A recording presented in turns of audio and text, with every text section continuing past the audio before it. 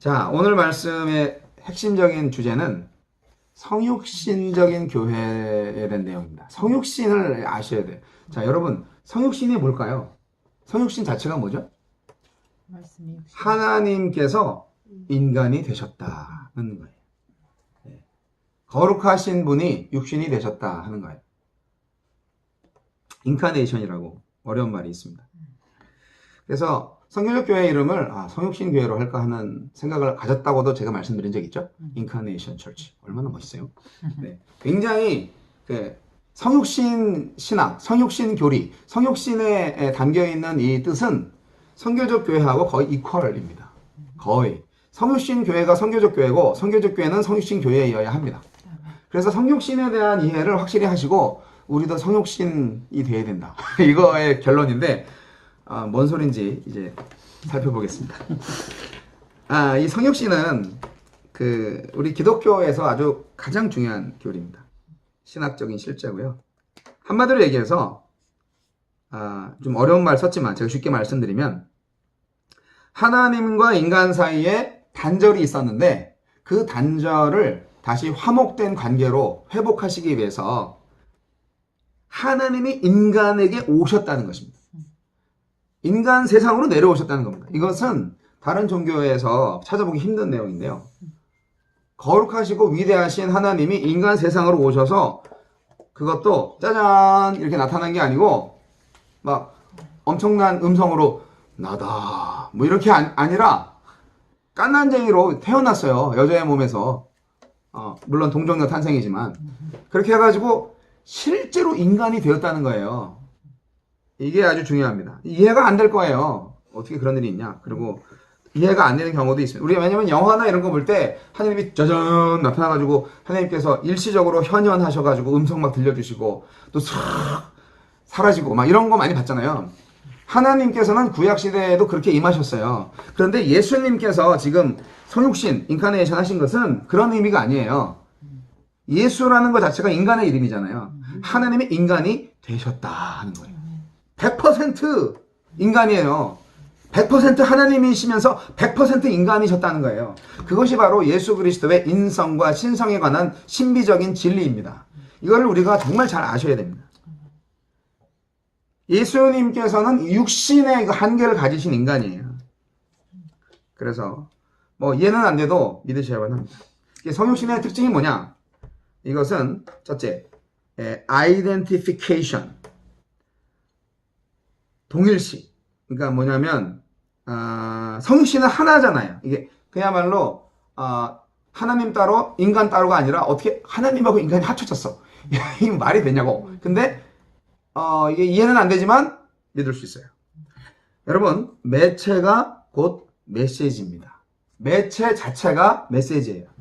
우리가 그림을 보면 언어가 없지만 저 그림이 뭘 말하는지 알겠어. 그런 거 느낄 때 있죠. 그림 언어죠. 예수님 자체, 성육신 자체가 메시지인 거예요. 네. 말이 필요 없어. 그 자체가 우리한테 주시는 하나님의 메시지인 거예요. 하나님이 인간을 얼마나 사랑하시는지, 그리고 인간이 된다는 것은 무엇인지 조건 없이 경험을 하시는 바로 하나님의 놀라운 사랑, 하나님이 인간이 되셨다니. 하나님이 예수님 안에서 취하신 인간의 모습은 시골 소녀의 사랑을 얻기 위해서 거지 옷을 입은 왕과 같이 왕의 신분을 숨기기 위해서 걸쳐 입은 겉옷과 같은 것이 아닙니다. 인간이 되신 것이 진짜 형태고 진짜 모습이에요. 껍데기가 아니에요. 가현설에 속지 마세요. 육체의 몸을 빌어서 왔어. 뭐 이게 아니야. 진짜로 인간이 되신 거예요. 그래서 이것은 정말 말로다 할 수 없는 하나님의 겸손. 우리도 사람들 사이에서 참 겸손하게 이렇게 지내는 사람들이 있는데 그 높은 이 세상을 창조하신 하나님께서 인간이 되시고 인간으로 오셨는데 또 종의 모습으로 오셔가지고 죄인으로 십자가에 달려 죽으셨다. 이것이 정말 우리 기독교만이 가지고 있는 뭐 엄청난 진리입니다.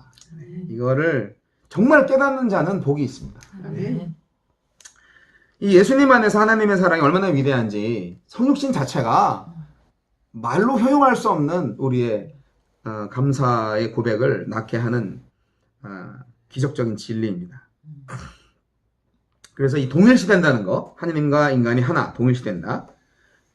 우리와 같은 성정을, 감정과 느낌을, 이성을 가진 바로 똑같은 인간. 그분이 하나님이라는 거야. 이걸 어떻게 설명해야 돼? 자, 그 다음, 지역성. 이 부분도 굉장히 중요한데, 육체를 입고 오셨기 때문에 당연히 육체의 한계가 있으니까 당연히 지역적 한계가 있어요. 예수님은요, 팔레스타인 지방을 벗어난 적이 거의 없어요. 네. 꺾해야 뭐 자기 그 갈릴리 바다에서 이렇게 예루살렘으로 오는 여정. 그 동네, 사마리아 좀 지나가지고 이렇게 온 거. 다른 지역에 가신 적이 없어요. 바울처럼 뭐 로마에 가고 뭐 고린도 가고 그런 거 없어요. 예수님은 그냥 나사렛에서 생활하셨어요. 태어날 때 잠깐 뭐 갔다 왔죠. 네, 하지만 뭐 어쨌든 나사렛 예수예요. 왜냐면 거기가 어린 시절을 다 보낸 데고, 그리고 갈릴리 지역에서 사역했어요. 그리고 맨 마지막에 죽으러 예루살렘에 왔죠. 예수님은 진짜 변방에서 사역하신 변두리 전도자였던 거예요. 근데 그만큼 유명해진 거죠. 예. 지역성이에요. 그래서 이 뭐냐면 일을 실제적으로 하려면 지역에 맞게 하라는 말씀이 있어요.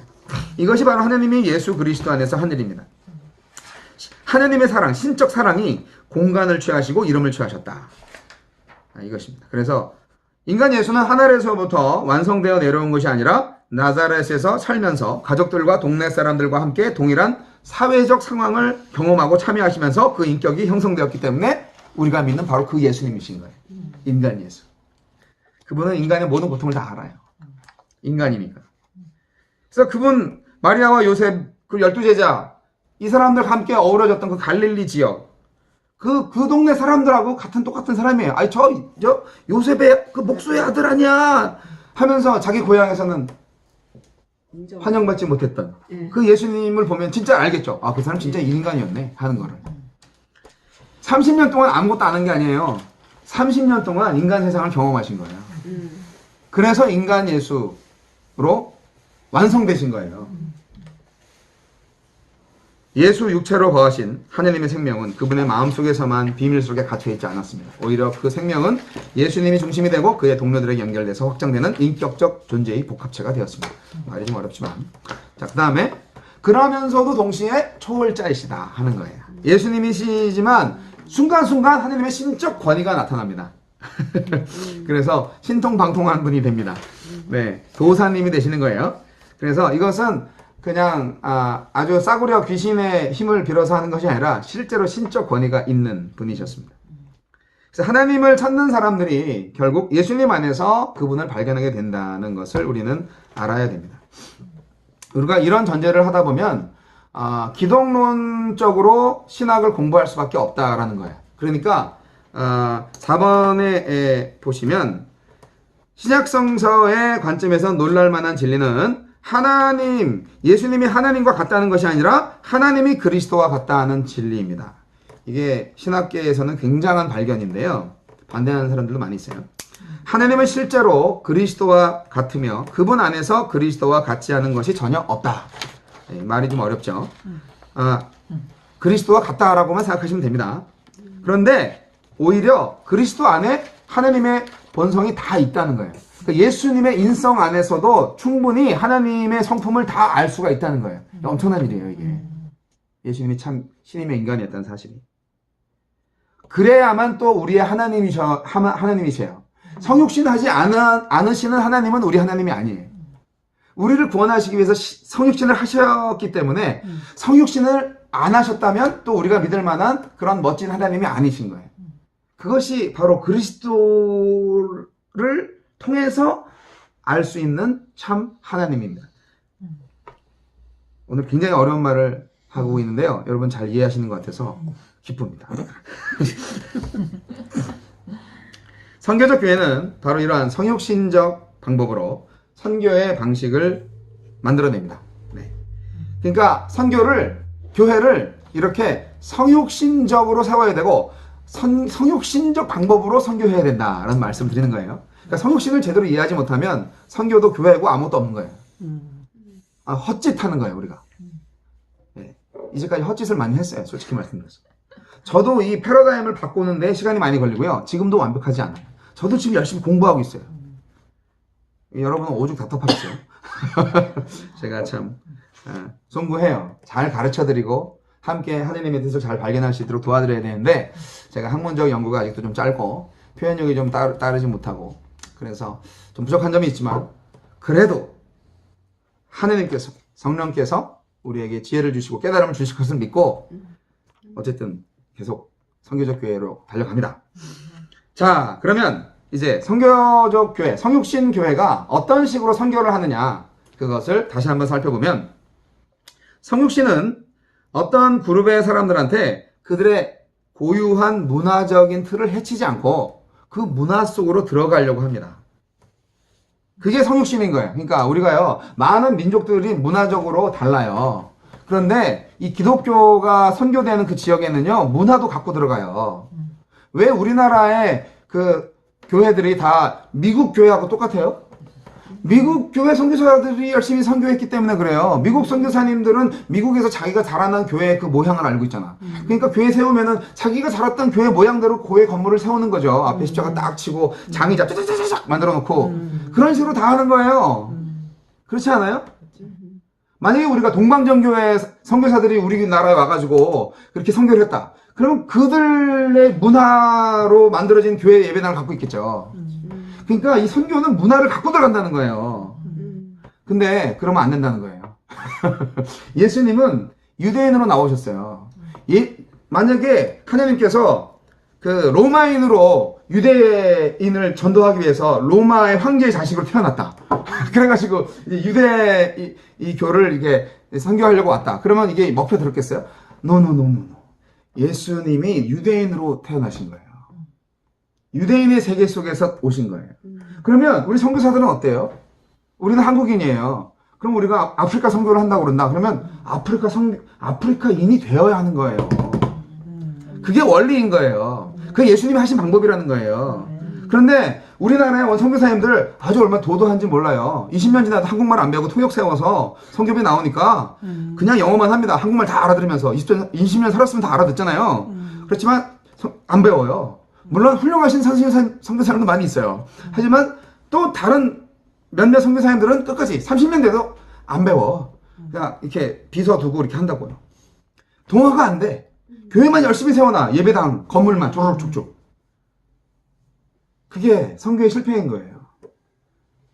그러니까 많은 선교사님들이 그래서 현지 언어를 배우려고 열심히 노력하는 게 바로 그 이유입니다. 예, 그 사람, 그 현지인이 돼야 되는 거예요. 그래야 거기에서 그 사람들의 문화를 깨부수지 않고 그들의 문화 가운데 들어가서 복음을 살려낼 수 있는 거죠. 그래서 우리 그 남침례 교회 선교사님들은요, 현지 언어 문화 적응 훈련 2년, 3년 합니다. 다른 거 안 해요. 예. 그거 할 때 계속 남침례 교회 선교부에서 열심히 지원해 줍니다. 남침례 교회 선교사로 딱 이렇게 세움 받으면.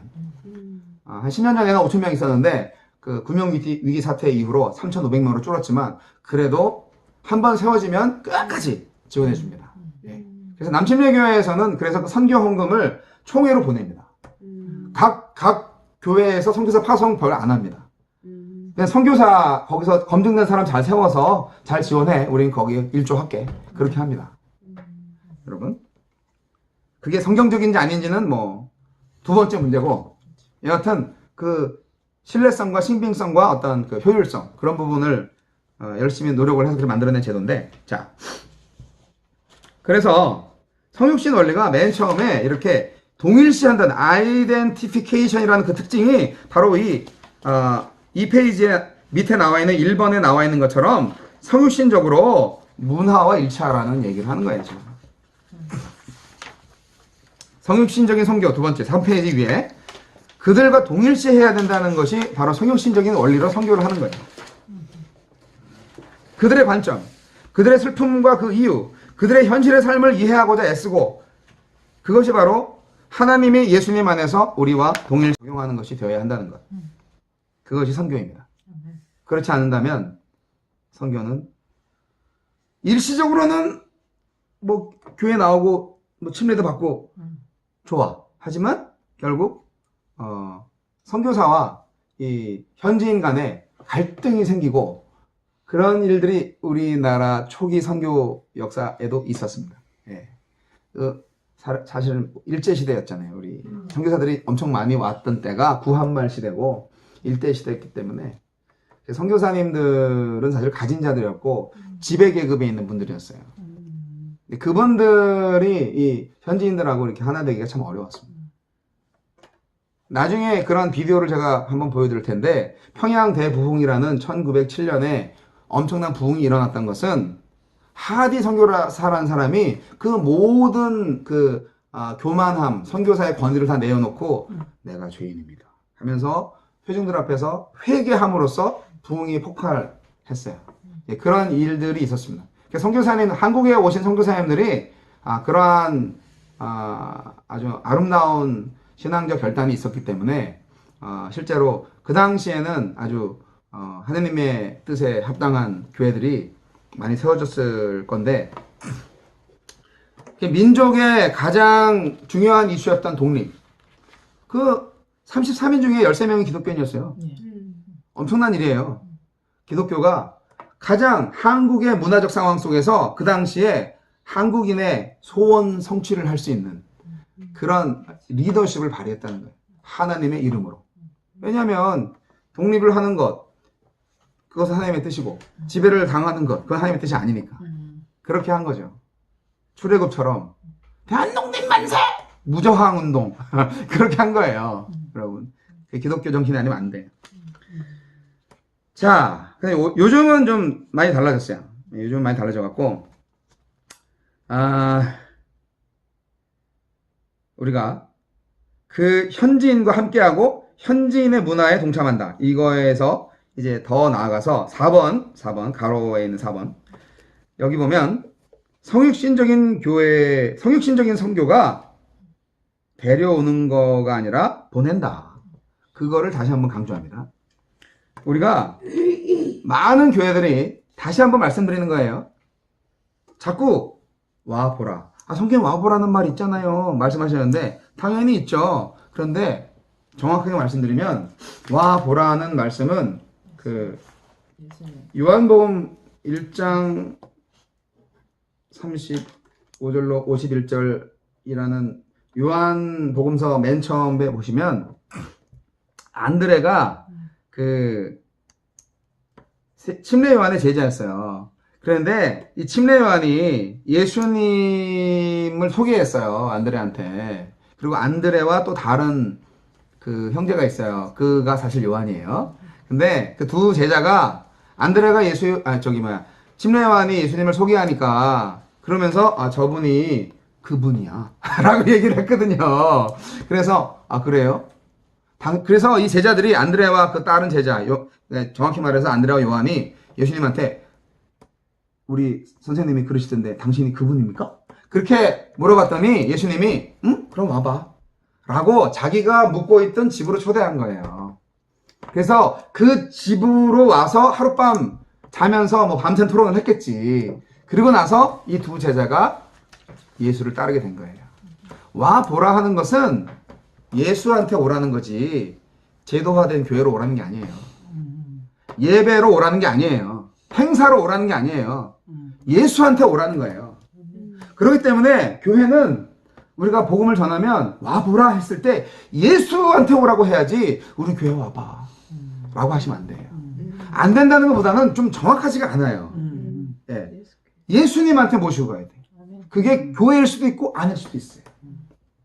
자, 그래서 우리가 성경교회는 철저하게 끄집어내고 데리고 오고 하는 그런 것이 아니라 우리가 간다. 간다 하는 거예요. 이것이 중요한 거예요. 4페이지로 넘어갑니다. 성육신적인 선교는 복음을 성신적으로 합당하게 구체화해서 사람들이 자신의 문화와 삶 속에서 예수님을 경험하게 하는 일을 합니다. 오늘날 우리 이 세상에서 사실 재복음화가 이루어져야 합니다. 왜냐하면 이 선교적 교회 이론을 만들어낸 사람이 영국의 선교사였습니다. 아프리카 갔다가 30년 지났어요. 자기 고국에 왔는데 나의 나라가, 나를 파송했던 나라가 아무도 예수를 안 믿어. 그래서 나를 파송했던 내 나라를 다시 복음을 전해야 되는 엄청난 상황에 빠진 거예요. 그러면서 이게 잘못됐다. 왜 잘못됐냐 생각을 하면서 이 뉴 비긴이라는 이 선교사이면서 목사이면서 신학자가 자각을 한 거예요. 그래서 우리는 미셔널 처치가 돼야 된다라고 시작을 한 겁니다. 오늘날 이제 미국도 선교지고요. 한국도 선교지예요. 네. 그러면 선교를 이제까지 열심히 했는데 왜 실패했는가? 그거에 대한 자성이 있어야죠. 자성이 있어야지 뭐 우리가 열심히 안 해서 그럴 거야. 계속 열심히 하면 돼. 해도 안 되는데 그 안 되는 원인을 찾아야 될 거 아니에요. 여러분 잘 생각해 보세요. 우리가 오늘과는 다른 결과를 내기 위해서 노력을 해요. 그런데 오늘과 똑같은 행위를 하면서 마음으로는 오늘과 다른 내일이 오기를 기대해요. 이 말이 돼요? 안 되죠. 다른 내일을 오게 하기 위해서는 오늘 다른 시도를 해야지. 이 다른 시도가 선교적 교회입니다. 네, 이 부분을 한번 잘 생각해 보시고 정말 기도해 보시기 바랍니다. 예수 안 믿는 사람들, 비기독교인들은요, 우리 예수님을 어떻게 생각할 것인가를 한번 상상해 보세요. 종교인, 상투적인 도덕 선생, 그렇게 생각할 수 있어요. 이 교회 안 다니는 사람의 관점에서 보면 그리스도인이 된다는 것은 뭐 예수 믿고 뭐 이렇게 신앙생활 하면 착해지겠지, 뭐 좋겠지. 그런데 좀 너무 좀 재미가 없지 않을까? 적막하지 않을까? 좀 몸이 건조할 것 같아. 그렇게 보는다는 거예요. 실제로 우리가 그렇게 하고 있으니까. 그래서 그분들을 우리가 익숙한 교회 문화 공동체로 오라고 이래서 처음 교인들이 오면요, 교회 안에 딱 오면은 다 낯설어요. 용어도 낯설어. 구원이 뭐지? 그래서 하여간 11조가 뭐야? 그래서 이제 이상한 말들, 이 세상에서는 사용하지 않는 말들이 너무너무 많아요. 예. 그런 거를 교회에서 그냥, 그리고 처음 본 사람한테 형제님, 자매님 이러면 형제 아닌데? 자매 아닌데? 그렇게 얘기하는 게 당연하지 않아요? 누가 설명도 안 해줘. 그렇죠. 예, 진짜 불신자들은 그렇다고요. 거기다 방언까지 하면 막. 그러니까 그런 문화적 충격을 우리 교회가 서슴없이 그 충격의 자리로 지금 초대하는 거예요. 우리 교회 와봐. 그렇게 하는 게 선교냐고요. 제대로 된. 효율적이지 않아요, 이게. 그래서 우리가 가야 돼. 우리가. 예수님이 그렇게 하셨고. 교회로 오라 하는 것이 아니라 우리가 그분들의 삶의 공간으로 가야 돼요. 그리고 그분들의 삶의 문화를 이해해야 돼요.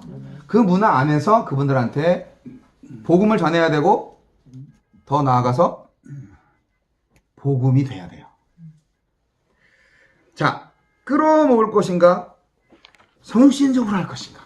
이것이 저가 여러분한테 다시 한번 도전하는 내용입니다. 교회는 사람들에게 교회 공동체의 거룩한 경계선 안으로 들어와서 복음을 들으라고 오더합니다. 이것이 1700년 동안 이어져 내려온 크리스텐덤 방식의 교회를 경험해온 우리들한테는 익숙한 말이지만, 그러나 계속 그렇게 하는 게 무슨 소용이 있습니까? 이미 실패하고 지금 끌어모으는 교회는 지금 다 문 닫고 있는데, 여러분, 만일 우리가 예배, 성경 공부, 청년 모임, 여전도회 이런 공식적인 활동에서만 실제로 하나님이 계시는 것처럼 활동하고 행동한다면 자연히 선교와 전도라는 것이 뭐냐? 단지 사람들을 교회와 관련된 활동에 초대하는 일이라는 결론에 도달하게 됩니다. 전도하는 게요, 복음을 전하는 게 아니고요, 교회 멤버로 리크루팅하는 거가 되어버렸어요. 우리 교회 와보라고. 와서 뭐하게? 거기에 대해서는 그냥 목사님 말씀도 듣고 찬양도 하고 예배도 하고 얼마나 좋은데, 네, 그렇게만 말합니다. 저도 그랬어요, 저도. 근데 예수님은 그렇게 안 했어요. 예수님의 제자들은 그렇게 안 했어요. 바울은 그렇게 안 했어요. 바나바는 그렇게 안 했어요. 근데 우리만 왜 그렇게 하고 있어요? 여러분, 종교는요, 신앙을 갖게 해주는 도구죠. 그런데 도구 자체가 목적이 되어버렸어요. 하나님을 믿으라고 하면서 결국 종교를 믿게 만들었어요. 그것이 우리의 큰 실수예요. 우리 크리스텐덤 방식의 교회가 지금까지 해왔던 실수예요. 그런 교회만 보고 살았으면 오죽하겠어요? 저도 30년 동안 그런 교회만 있었는데 모델이 없는 거지. 그러니까 성경을 보고 또 보고 또 보고 그래도 잘 몰랐는데 최근에 하나님께서 계시의 빛을 환하게 비춰주신 거 아닙니까? 교회가 왜 이러냐 이거. 반면교사가 된 거죠. 이게 교회였나? 이게 교회가 아닌데. 정말 하나님이 원하시는 교회가 있을 텐데. 그런 계속 자문을 하게 되는 거죠. 물론 이것은요, 저도 예배 목사고요. 교회 예배가 정말 하나님을 경험하게 할 수 없다. 이런 얘기를 하는 게 절대 아닙니다. 당연히 성도들이 초대해서 이제 불신자도 예배 가운데 하나님의 인재를 경험하게 됩니다. 정말 그 찬양을 통하여서 하나님의 인재를 경험하는 역사 저는 많이 봤습니다.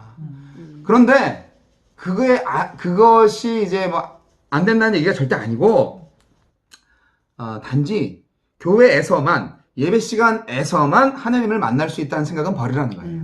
예.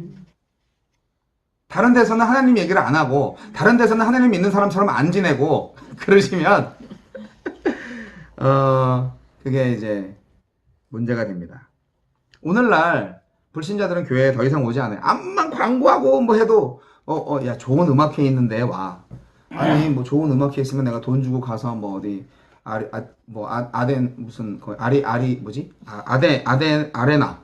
가서 뭐 이렇게 공연 보고 오면 되지. 뭐 내가 거기 뭐 이렇게 무료로 공연 가는 거 뭐 내가 돈 내고 가지 뭐. 그리고 뭐 하는 식으로. 예. 마른 대로 보면 교회에서 뭐를 이렇게 한다고 해도 요즘 뭐 다 가진 사람들은 교회 별로 안 좋아합니다. 교회에 가서 이득이 없어. 옛날에는 문화와 어떤 여러 가지 어떤 뭐 쌀이라든지 뭐 하여간 선교사들 오면은 정말 쌀 주니까 라이스 처치들이 많이 있었어요. 60년대. 예. 감사하죠. 가면은 무조건 쌀 주니까 1000명씩 모였어요. 그리고 예배 시간 다 끝나기까지 기다렸다가 쌀 받아가는 거지. 그러면 그 교회는 교인 출석 1000명 부흥했다고. 그렇게 하는 거죠. 그럼 교인 수지. 진짜 예수님 만나는 건 증명이 안 돼. 그런 우리 교회 역사들이 있었어요. 그러니까 선교사들도 많이 그런 실수를 합니다. 선교사가 그들 현지인으로 인카네이션 안 하면 예, 선교사가 현지인으로 소욕신 안 하면 선교 되는 것 같지만 실패합니다. 열매가 없어요. 그 필리핀 선교사들 제가 얘기 많이 듣는데요. 이 선교사들이 세대 교체를 하잖아요. 그 필리핀 사람들 다 장교를 굴려가지고 선교사들이 지원받아서 나온 뭐 교회, 땅, 부동산, 집들 다 자기 걸로 만든대요. 그러니까 아쉽죠 많이. 열매가 그거예요. 예수님의 사랑은 어디 갔는지. 자, 그래서 이 끌어모으식 말고 와보라 이거 말고 go to them. 그들에게 가라는 그 방법을 해야 됩니다. 자, 5페이지에 이 그림을 보시면 잘 이해할 수 있는데 여기 이 교회 다이어그램에서 정확하게 보셔야 될 거는 투명한 화살표입니다. 잘 안 보이실 텐데요. 이것이 중요합니다. 여러분, 왼쪽이 제도적 교회, 오늘날의 교회예요. 예, 이것이 이제 우리 과거의 교회였어요. 그리고 우리가 앞으로 나아가고자 하는 교회가 오른쪽 교회입니다. 근데 왼쪽 교회를 보세요. 이 세상이 원은요 똑같아요. 원 크기는 똑같아요. 근데 이 안에 있는 짙은 색깔이 이제 교회인데요. 이 교회가 세상에 영향력을 많이 미치지 못하고 있어요. 그 원이 작잖아요. 그리고 이 화살표를 보세요. 계속 맴돌고 있어요. 교회로 나왔다가 다시 들어가요. 멤버 만들어서 바깥에 있는 사람 끌어들여서 다시 교회에 집어넣고 또 이제 집어넣고 이런 식이에요. 끌어모으기 식이에요. 자, 그렇다는 거고요. 이쪽에는 안의 중심에서 계속 밖으로 나가요. 이런 형태인 거예요. 안에 뭐가 있길래? 네, 나중에 나오지만 그리스도가 있어요. 이 안에. 그리스도인들이 밖으로 나가는 거예요. 자, 계속 말씀드립니다. 5페이지 중간. 선교적 교회는 지역 공동체로 들어갑니다. 지역에는 여러 가지 클럽들이 있어요. 거기에 들어가야 됩니다. 거기서 창조적으로 관계를 맺고 그 속에서 하나님을 이야기하고 경험을 공유하는 가운데서 비로소 타문화적 선교가 일어나게 되는 것입니다. 이런 하나님의 선교는 구약시대에도 있었어요. 하나님은 언제나 예상치 못한 사람한테 옵니다. 히브리인들이 어떤 사람이에요? 버림받은 사람들이었어요. 고대 근동 지역에서 가장 보잘것없는 약한 민족을 하나님이 선택하신 거예요. 구약의 룻 이야기 아시죠? 아주 심오하리 많지 선교적이에요. 아니 룻은 이방인이에요. 그냥 거기 있지 왜 따라왔어? 그런데 이 하나님의 미래 계획이 정말 이상해요. 예상치 못하는 하나님의 계획. 우리가 절대로 생각할 수 없는 방법으로 하나님은 역사하십니다. 이 룻이라는 사람이 예수님의 증조, 뭐 할머니, 고조 할머니가 됐다. 그 족보에 있는 예수님의 조상이 되었다는 사실 자체가 유대인들이 인정하고 싶지 않을걸요 아마. 아니 모함 여인이 있네. 말이 안 되는 거예요. 그런데 그렇게 하셨어요. 여러분, 오늘날 교회가 진정으로 하나님의 새 창조 역사를 통해서 선교자 교회로 거듭나기를 원한다면 우리가 생각했던, 우리가 당연히 이 사람들이, 이 훌륭한 목사와 이 훌륭한 성도들이 우리 교회를 바꿔나갈 수 있을 거야 라고 생각하는 그 생각을 확 뒤집어 엎을 겁니다. 우리 하나님께서는 탕자와 문제아들, 버림받은 사람 가운데에서 우리가 서 있게 되는 미래의 결과를 본다면 우리는 선교적 교회가 되어 있을걸요 아마. 근데 이거예요. 우리가 나중에 이제 나오는데요. 동일한 사람들끼리 우리가 유유상종, 다 같은 생각하고, 같은 뭐 음식 먹고, 같은 말하고, 같은 목표가 있고, 이런 사람들끼리 우리는 모여요. 그렇잖아요. 그게 당연한 건데, 그것이 어떻게 보면은, 나중에 나오는 거지만, 오히려 그것이 선교를 하는데 가장 적절하다라고까지 말씀하시는 교회 성장학 교수도 있었고 선교학자도 있었어요. 예를 들어서 UBF라는 단체가 있어요. 대상이 대학생이야. 나이도 비슷해. 그리고 같은 그 캠퍼스야. 그러면 그 수준이 비슷해. 그 학교로 채찍이 된 사람들이니까. 그러니까 그 안에서 어떤 뭐 선후배 간의 어떤 질서도 있고 뭐 뻔하죠. 딱 구격화돼 있어. 그러니까 선교하기가 너무 좋아요. 그러니까 우리 1학년이 6학년 알겠냐? 나눠. 초등부 또 소년부 나눠. 중학교 고등학교 다 나눠. 그렇게 되게 합리적이잖아요. 과연 그럴까?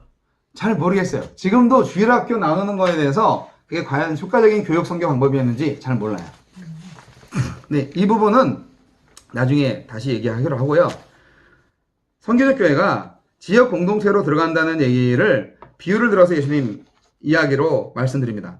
뭐냐면 예수님은 제 5페이지 밑에 5줄 6줄 말하고 있어요. 제자들한테 사람을 낚는 어부가 되라고 말씀하셨어요. 자, 그런데 우리는 이 어부가 되라고 할 때 사람을 낚는 어부가 되게 하리라 그랬을 때 우리는 딱 생각할 때 우리 보드 타고 이제 바다 나가서 바다 낚시하는 딱 이런 모습 딱. 그래서 한 사람 한 사람 관계전도 해가지고 한 사람 한 사람씩 교회를 끌고 오는 그런 낚시꾼 딱 생각합니다. 그런데요, 실제로 성경적인 거는요, 낚싯대 사용 안 했어요. 제자들은요, 그물을 사용했어요. 그물로 고기를 어떻게 잡아요? 그냥 촥 넣어가지고 그냥 끌어 당기는 거지. 바닥까지 확 훑어가지고. 그래서 이제 그 물속에 있을 때는 고기들이 그물 안에서 헤엄치겠죠. 그러다가 이제 딱 올리면은 이제 잡히는 거지. 이 어부들은 생존을 위해서 하는 거기 때문에 이 취미 생활이 아니야 이게. 한 사람씩 낚는 거. 난 낚싯대 5개인데. 그래봤자 5마리씩 잡겠지. 자, 그게 아니고요. 그러면 그 그물이 의미하는 게 뭐냐? 이거를 이제 선교적 교회 선교 방법으로 적용을 하면, 자, 이 그물로 고기를 잡는 거를 성공하는 열쇠는 기술적으로나 또 조류나 기상을 상세히 아는 데 있지 않고 다만 그물이 얼마나 튼튼한가, 거기에 그 요인이 있어요. 이런 이유로 6페이지 고기 잡는 어부들이 일하는 대부분의 시간이 실제로 호수 위에서 낚시하는 그 시간이 아니라 해안에서 그물 깁는 작업할 때가 제일 많은 거야. 한참을 그물을 깁고 그물을 수선하고 그렇게 몇 시간을 하고 그 다음에 바닷가에 나가서는 시간적으로 볼 때는 아주 심플한 거야. 그냥 탁 던져서 하고 탁 던져서 하고 그리고 오는 거죠. 이게 뭘 의미할까요? 제자들이 고기를 잘 잡을 수 있도록 그물을 확실하게 정비하는 데 시간을 많이 보낸 것처럼 선교적 교회의 그물은 바로 그리스도인들이 일상적인 관계와 우정의 친밀함의 망을 튼튼하게 만들어야 한다는 것입니다. 선교적 또 성육신적 교회는 종교적인 프로그램을 기획하는 것보다도 훨씬 많은 시간을 이웃 사랑, 관계, 우정을 쌓는 데 시간을 투자할 겁니다. 요즘 사람들 얼마나 외로워요. 혼밥 먹는 사람 얼마나 많아요. 혼자 밥 먹는 거, 혼밥. 근데 누구한테 전화하고 싶을 때, 외로울 때, 또 교회 갔겠지. 예배 시간에 전화하면 화나겠지. 뭐 이런 친구가 있을 수 있잖아요. 그렇죠. 네. 교회 같이 말고. 그건 아니고요. 제가 농담식으로 말씀드리는 거고. 정말 누군가가 내 고민을 좀 들어주고 함께 공감해 줄 수 있는 친구가 있으면 얼마나 좋을까. 우리 그리스도인들이 그런 이웃의 친구가 왜 못 되어주냐 이거죠. 교회 봉사에 너무 바빠. 새벽기도 나가지, 뭐 수요 규모 나가지, 교회 김치 다 만들지, 청소 다 하지, 잔디밭 다 관리하지, 뭐 눈 오면 교회부터 치워야지. 엄청나게 교회 일들이 많아. 그것은 교회 건물 메인테넌스지 그렇죠. 성교가 아니에요. 유지해야 되니까. 자, 알파 코스. 그거를 이게 목숨 걸고 하고. 네, 그걸 네. 알파 코스 하셨죠? 난 이해 못하겠어, 아바코스. 구도자 예배 같은 거 저도 하고 싶었고 했었어요. 구도자 예배 이거 열린 예배 하면서 멋진 음악팀 뭐 하면서 이제 참 그렇게 자유롭게 아주 뭐 청바지 입고 올라가가지고 막 이제 이렇게 자유롭게 대화식으로 설교하고 막 그런 거. 저 그런 거 많이 좋아했어요. 실제로 많이 좋아합니다. 교회 오는 사람들 요즘. 근데 이런 게 훌륭합니다. 나쁜 게 아니에요. 그런데 이것만 하려고 하는 거예요. 이것으로 모든 것을 우리가 선교적 어떤 역할을 다 했다고 하는 거예요. 이렇게 해도 돼도 안 되는 거 어떡합니까? 그렇게 하고 우리는 씨 뿌리는 잡니다. 그렇게 이제 그게 아니고 여러분 우리가 개념을 그래서 바꿔야 된다는 얘기를 하는 거죠. 교인들이 교회 예배당이 아닌 이웃이나 일터에서 늘 마주치는 상황에서 실제적인 소금과 빛으로 드러난다면 어떨까요? 예를 들어 이런 겁니다. 어떤 사업가가 그 지역의 어떤 식당에서 조찬 기도 모임을 시작한다고 하면은요. 그래요? 우리 교회가 지원하겠습니다. 조찬 기도에 우리가 지원하겠습니다. 하면서 교회가 우리 교회 교인들한테 광고할게요. 하면서 그 프로그램을 지원할 수 있어요. 교회 프로그램이에요, 그게. 그런데요. 다른 한편으로 어떤 사업가가 자신의 영향력을 이용해서 도움이 필요한 사람들을 섬기고 실업자들을 위한 윤리적인 사업 계획을 세운다고 볼 때는 그럼 자기 회사 일이네. 교회는 그걸 선교라고 생각하지 않습니다. 저는 제 아내와 함께 며칠 전에 리오라는 그 공원에 가서 산책을 하러 갔는데 비가 오는 바람에 그래서 그 코너스 베이커리에서 맛없는 스파게티를 먹었는데요. 근데 서브 하시고 캐셔 하는 분이 팔이 하나 없어요. 그래서 우리가 그 스파게티 맛이 없어도 이 가게는 장애자를 고용하는 훌륭한 가게구나. 또 와야지. 그렇게 생각했어요. 우리가 가진 생각이 잘못된 생각일까요? 커피도 식어가지고 너무 뭐 이렇게 서비스가 이래? 그랬는데 이게 커피가 식었다고 그랬더니 또 알았다고 그러면서 또 갖다 주고 그래요. 그러니까 그거는 말을 하니까 해주는 거고 직원들이 아주 좀 뭐랄까 제가 생각할 때는 좀 긴장감도 없고 좀 그랬어요. 아니 두 사람이나 줄 서 있는데 저기서 자기 청소하고 있어. 쭉 보고 참 여유 있네. 그랬어요. 근데 가까이 와서 보니까 팔이 하나 완전히 없어요. 네. 그런데 미소 띈 모습으로 한 팔로 놓고 천천히 갖다 주고 그리고 이제 우리가 끝나고 치우러 갈 때는 자기가 그냥 받아서 가고 뭐 이런 또 나름대로 또 서비스가 또 있더라고. 그래서 어쨌든 이 가게는 훌륭하다 라는 생각했어요. 제가 포도원 비유에 대한 설교를 제가 한 적 있죠. 포도원 비유 그 포도원 주인이 천국의 비유를 하면서 포도원 주인이 천국 같다. 그 말씀 제가 주일날 드린 적 있죠. 포도원의 수확을 얻기 위해서 일꾼들을 구하는데 혈안이 되어 있는 게 아니라 포도원 일꾼들한테 월급 주고 그 사람들 가정에 보탬이 되게 하기 위해서 1시간이라도 일 시키려고. 이건 고용의 목적이지 포도원 수확을 위한 목적이 아니야. 이상한 포도원 주인이었잖아요. 그런 경영자가 왜 우리가 안 되겠습니까? 그러면 그 포도원과 같은 회사에 다니는 직원들은 너무 해피하지. 뭐 교회가 필요 없어. 거기가 교회보다 더 행복한 곳이야. 예, 그런 과정 속에서 이제 말 한마디 안 해도 이제 그 자체가 복음이 된다면 그들이 CEO에 관심을 갖고 당신이 왜 이런 일을 하는지를 알게 되겠죠. 물어보게 되겠죠. 그러면 예수님의 사랑 때문입니다. 라고 간증할 수 있는 거예요. 그런 기회가 옵니다. 그럼 이미 알고 있을 수도 있고. 여러분, 무엇이 선교인지를 좀 더 범위를 확 넓혀서 생각을 하셔야만 합니다. 여러분, 우리가 학부모들도 지역 학교에서 학부모들 회에서 끈끈한 우정을 만들어가는 거를 보면서 그게 선교라고 생각을 절대 안 합니다. 그들이 그 사람들을 교회로 데리고 와야 전도했네. 그렇게 얘기를 하지 펠로우십 자체를 선교라고 생각하지 않아요. 근데 우리는 전략적으로 모든 삶의 이 그 태도와 습관이 선교적이어야 합니다. 네, 전략적으로. 그들은 모르지만. 그리고 선교적인 이게 내 몸에 완전히 배어 있어야 돼요.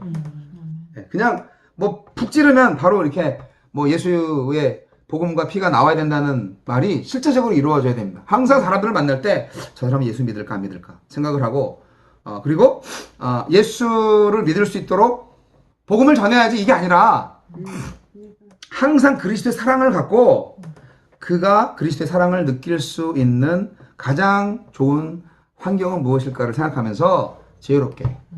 근데 그 지혜는 하나님께서 주셔야 돼요. 사람마다 다 다르니까. 예. 여러분, 지금 뭐 성도님들도 길거리에서 그 노방전도 한 사람 싫어. 그렇게 말씀하신 적이 있으셨죠? 예. 그 왜 그러냐? 그게 문화적 충격인 거잖아요. 이게 나한테 도움도 안 되고 왜 저렇게 할 일 없이 시끄럽게 그러냐 하는 거죠. 그러면 그 전도자는 때를 얻든지 못 얻든지 복음을 전하는 전도자로서 사명을 잘 감당하는 거죠. 얼마나 기쁜지 몰라. 예. 아니 그게 나쁜 게 아니에요. 좋은 건데 각자 사명이 달라요. 그러니까 그렇게 전도를 하시는 분들도 있지만 한편으로 예수님처럼 먼저 병을 고쳐주셨다니까. 먼저. 오늘 새벽에도 어제 새벽에도 말씀드렸잖아. 먼저 병을 고쳐주셨다니까. 성전에서 막 상 뒤엎고 막 그래도 그 성전에서 자기한테 저 눈 고쳐주세요. 그 맹인들 오면 고쳐주셨다니까. 먼저. 그래서 이렇게 선교적 교회는 그야말로 다가가서 그 삶 가운데에서 복음이 되어야 된다. 그런데 선교적 교회가 그래서 너무 자유분방하고 뭐 이렇게 뭐 그냥 사는 게 뭐 교회고 교회가 뭐 사는 것처럼 그렇게 아주 만만한 교회라고 생각하시면 안 됩니다. 왜 그러냐면 6페이지 밑에 그림을 보세요. 이 불신자는요 성숙한 그리스도인의 제자도까지 가기 위해서는 이 두 가지의 구렁텅이를 넘어가야 됩니다. 이게요 안 되면 성숙한 그리스도인의 제자도까지 못 가요. 이 선교적 교회는 목표점이 분명합니다. 제자도까지 오셔야 돼요. 근데 하나님에 대한 무지가 있고 문화적인 간극이 있어요. 문화적으로 충격이 있어요. 올 수 없어요. 하나님에 대해서 몰라요. 올 수 없어요. 그리고 제자도를 알아야 돼. 십자가를 질 수 있어야 돼. 십자가의 그게 뭔지 알아요. 성육신을 알아야 돼요. 그래야만 성숙한 그리스도인의 제자도까지 올 수가 있어요. 여러분 다시 말씀드립니다. 유유상종의 원리를 뛰어넘어야 합니다. 교회라는 곳이 비슷한 사람들만 오게 하는 곳일까요? 그렇게 해서 그리스도를 통해서 세상을 얻으려는 교회의 노력이 과연 효력이 있을까요? 그런 교회는 자신의 힘이나 자기의 확신은 전혀 없고요. 일종의 자기 정당화, 셀프 저스티피케이션, 자기 의만 있을 뿐이에요. 사도 바울은 명령합니다. 그리스도께서 우리를 받아 하나님께 영광을 돌리신과 같이 너희도 서로 받으라. 서로 받으라. 이게 무슨 의미예요? 서로 용납하라는 의미예요. 상처투성이에 다른 사람들, 나와 생각이 다른 사람들 서로 받으라는 말씀이세요. 근데 우리는 나랑 생각이 같지 않으면 쳐내죠. 나의 영역이 있어. 이거 우리가 다 반성해야 돼요, 솔직히. 네. 자, 선교적 교회의 구조를 이제 말씀드리겠습니다. 자, 7페이지. 선교적 교회는요, 이 크리스텐덤 교회하고 비교가 되는 게 경계 구조냐 중심 구조냐 하는 거예요. 아까 그 원이라는 원 다이어그램에서도 봤는데, 자, 울타리가 아니라 우물입니다. 이 예를 들어보겠습니다. 자, 끌어모이기식 교회는 경계 구조예요. 딱 바운더리가 있어요. 교회 건물로 딱 들어오면 우리 교인이고, 안 오면 우리 교인 아니고. 이게 이제 교인 명부를 가지고 있는 게 좋은 예입니다. 명부를 가지고 있는 것이 나쁘다는 것은 아니에요. 우리가 뭐 친도 총회를 하고 투표를 할 때는 기본적으로 어떤 자격을 가진 게 있긴 있어야 돼. 그런데 원리적으로 의미적으로 볼 때 누가 안에 있고 누가 밖에 있는지 분명히 구분하는 것은요, 경계 구조를 가지고 있는 교회인 거예요. 근데요, 이 성육신적 교회는요, 중심 구조예요. 경계 구조가 아니라 중심 구조예요. 그러니까 이 울타리 안에 들어오면 우리 교인이다라는 게 경계 구조고, 중심 구조는 뭐냐면 울타리가 없어. 그 말이 됩니까? 중심이 그리스도인데 그리스도한테 누가 가까이 있느냐 하는 것을 보면서 진짜 그리스도인 아니면 멀리 있는 사람은 미그리스도인이 되는 거예요. 포텐셜 크리스천이라고 볼 수 있는 거죠. 비그리스도인이라기보다는 미그리스도인이라고 지금 보는 겁니다. 사람들이 그래서 이게 이제 이 책을 쓴 사람이 호주 사람이에요. 근데 이제 호주에는 실제로 그런 농장이 있대요. 작은 땅에는 울타리를 쳐가지고 자기 가축들을 남의 그 땅하고 자기 울타리하고 구분 지어서 울타리를 치는데 너무 땅이 넓어. 울타리를 도저히 칠 수가 없어. 수억 불 드니까. 그래서 어떻게 하느냐. 자기 가축을 신선한 우물을 통하여서 관리를 하는 거예요. 어마어마하게 넓은 지역에서 울타리를 못 치기 때문에 농부가 땅을 파서 우물을 만들어가지고 그 거친 황야에 소중한 물을 공급해요. 그러면 가축들은 여기저기 헤매더라도 죽지 않으려면 그 우물에서 멀리 가는 거를 자제하겠죠. 지가 살려면 우물로 와야 돼. 이게 바로 중심 구조인 거예요. 이게 깨끗한 물이 공급되는 한 가축들은 우물 가까이 머물러 있을 것입니다. 근데 울타리를 쳐놓고 이 안으로 어떻게든 들어오게 만들어 놓고 물이 깨끗하든 안 깨끗하든 상관없이 있으면 계속 영양실조 걸려서 병에 걸려 죽겠죠. 오늘날 교회의 모습이 그럴 수도 있어요. 괜히 사람 보고 그래도 그분 보고 내가 그 교회 나오기 시작했는데 교회 그만 막 옮기면 사람들 보기에도 좋지 않고 그냥 다니지 뭐 이런 사람들 많이 있잖아요. 그게 울타리 구조이기 때문에 그래요. 우리 한국 사람들 특히 남의 눈치 보기 좋아하는 이런 성향이 있어서 그게 좋은 거예요. 명예가 있고 예의가 있고 이게 허영심과 거칠애로 번지지 않는 한 상대방을 배려하는 건 좋은 거예요. 근데 이제 허영심이 있고 거칠애로 빠지면 힘들죠. 피곤합니다. 아주. 그래서 자, 우리 선교적 교회가 스스로를 중심 구조로 이해하는 이 선교적 교회들은요, 우리 우물이 신선하면, 우리 복음이 확실하면 그들이 우리를 떠나지 않을 거라고 확신합니다. 이런 자신감이 우리 교회에 필요합니다. 네, 이게 바로 진정한 그리스도 중심적 모델 교회인 거예요. 교인인가 아닌가, 밖에 있나 안에 있나를 보기보다 중심 대신 그리스도와의 거리가 얼마나 가까운가 먼가를 보는 거예요. 예수님의 신앙 공동체는 바로 그분을 중심에 모신 중심 구조였어요. 이 선교적, 성육신적 교회는 사람들을 그리스도인과 미그리스도인으로 이해합니다. 우리의 중심은 분명히 예수님이십니다. 복음은 그리스도인의 선교에서 중심 과제입니다. 교회는 그 구성원들의 삶이 예수님한테 가까이 가도록 항상 노력해야죠. 중심구조 교회는 그리스도와 그분의 가르침에 뿌리박은 아주 명확한 신앙 체계를 갖고 있어야만 합니다. 그 신앙 체계는 타협할 수 없는 진리입니다. 근데요, 이 중심구조 교회는 경계구조 교회가 부여하는 인위적인 경계선에는 관심이 없어요. 그게 뭔지 살짝 예를 들어 드릴게요. 경계구조의 교회에서는 예비 구성원들을 받아들이거나 거부하는 온갖 기준들을 만들어냅니다. 흡연자, 음주자, 혼의 동거자, 그리고 뭐 이상한 뭐 종말론 가진 사람, 그 밖에 뭐 동성연애자 이런 사람들 우리 교회 오면 안 돼. 그렇게 말하면 그분들은 갈 데가 없어요.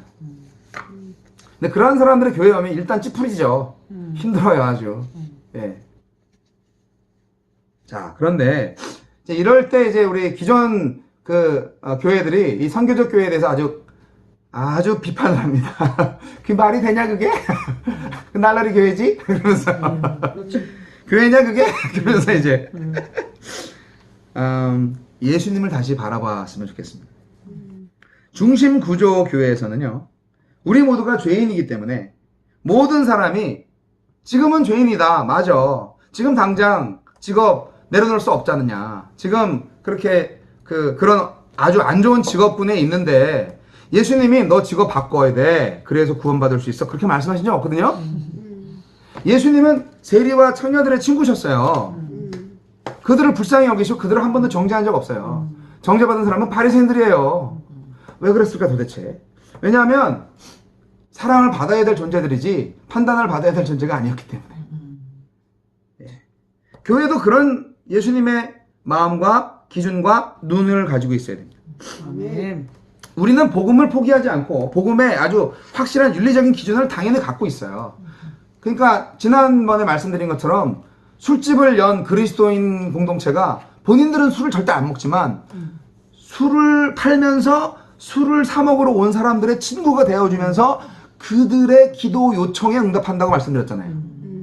어쨌든 내가 비그리스도인과 만날 수 있는 그 공간과 시간을 만들었잖아요. 이게 이제 그 선교적 교회로 결단한 사람들의 그 사명인 거예요. 이게 이해가 처음엔 안 될 거예요. 정말 안 되죠.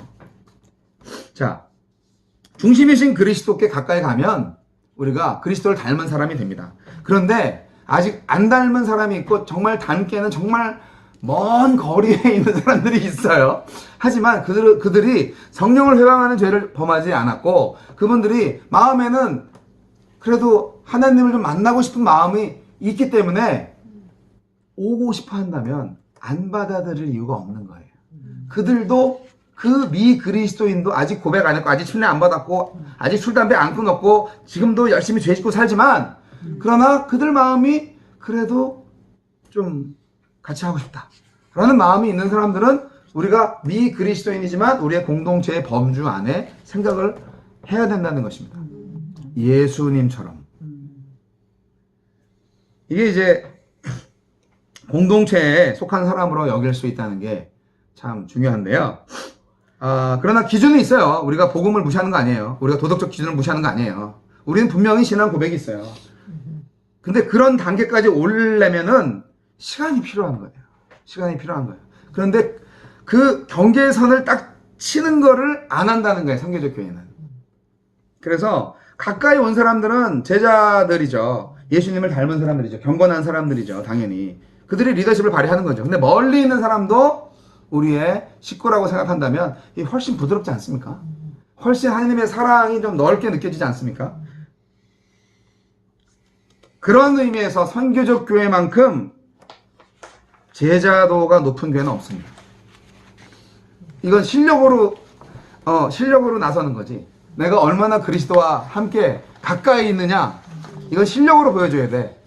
예, 성경 지식, 리더십, 말 잘하는 거, 기도하는 거, 그리고 정직성, 헌신, 이 모든 것이 실력이야. 어떻게 보면 제자도가. 근데 그 경계선 구조의 교회는 장로, 안수집사, 뭐 권사, 또는 뭐 구역장, 뭐 권찰, 뭐 등등 여러 가지 직함, 직위를 통해서 내가 이 교회 권사인데요. 제가 이 교회 뭐 장로 안수 받은 지 20년 된 사람인데 하면서 이렇게 리더십을 발휘하려고 하시는 경향이 있죠. 그런 분들이 있죠. 그렇다면 하나님께서 보시기에 예수님과 제자들과 있었던 그 공동체를 한번 생각해 보세요. 꼭 그 천국에서 누가 높냐 말하는 제자들처럼 보이지 않으세요? 그런 모습이? 직접적으로 그렇게 말은 안 하죠. 하지만 은근히 그렇게 하시는 거 우리가 많이 경험했을 수 있어요. 저는 많이 경험했어요. 선교적 교회는 투명합니다. 우리 신앙 다 보입니다. 우리는 솔직해요. 선교적 교회는 거짓말하지 않아요. 우리는 자기 속마음을 다 드러낼 수 있어야 됩니다.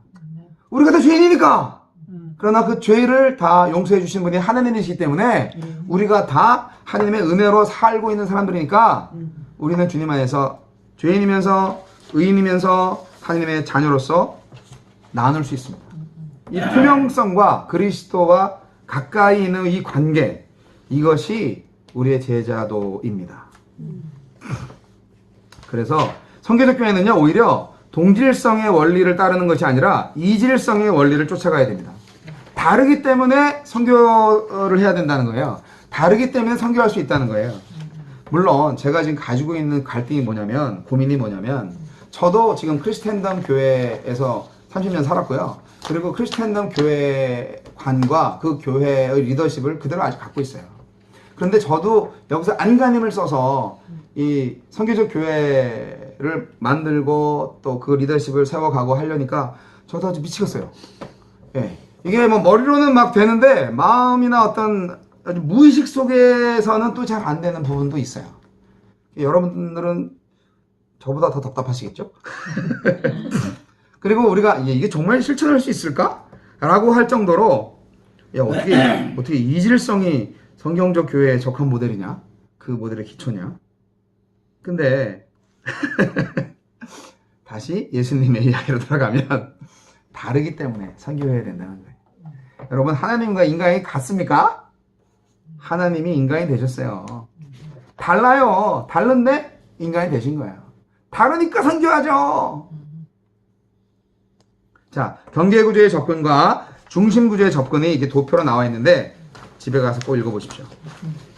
오늘 회의를 해야 되는데 늦게 시작을 했고 제가 마무리를 해야 되니까 나중에 질문이 있으면 개인적으로 얼마든지 해주시면 감사하겠고요.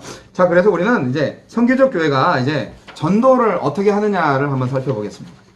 9페이지. 성육신적 전도를 위한 성경적인 접근을 취해야 된다는 것입니다. 이게 성육신적 전도는 한마디로 얘기해서 관계 전도입니다. 한마디로 얘기해서 삶으로 전도하는 것입니다. 말 이전에 삶이 필요합니다. 왜냐하면 말은 요즘은 이미 다 많이 속아봤기 때문에 말이 오히려 힘들어요. 예. 말은 그냥 교회 홍보 뺏겨는 안 돼. 복음을 전하는 거, 예수를 알게 해주는 것은 말이 아니라 행동이에요. 여기 이와 같이 너희 빛을 사람에게 비추게 하여 그들로 너희 착한 행실을 보고 하늘에 계신 너희 아버지께 영광을 돌리게 하라. 마태복음 5장 16절 말씀. 네. 이거 우리 해야 됩니다. 착한 사람 되시기 바랍니다. 그래서 믿지 않는 사람들이 하나님한테 영광 돌린대요. 이런 역사가 일어나라고 예수님 주문하고 계시네요. 이거 이 소리 제일 듣기 싫어했었거든요. 저 사실 옛날에 연예인들 대상 받으면 네. 이 영광을 아버지 하나님께 돌리는. 아이고 진짜 놀고 무슨 하나님께 영광을 돌리냐 막 이러는데 네. 이거 진짜 나도 업적이 아니라 착한 행실. 이것은 그 당사자가 느낄 수밖에 없는 거죠. 착한 행실을 누가 알겠어. 누가 몰카하는 것도 아니고 연극할 수 있는 것도 아니고. 하나님 나라의 확장에 관한 신약 성경의 핵심은 바로 그리스도인 공동체가 경건하고 거룩한 생활 양식을 취할 때 그들이 속한 지역이 사람들을 자극해서 하나님을 찾게 할 것이라는 생각입니다. 혼자 하는 거 힘들잖아요. 그러니까 우리가 같이 하는 거예요.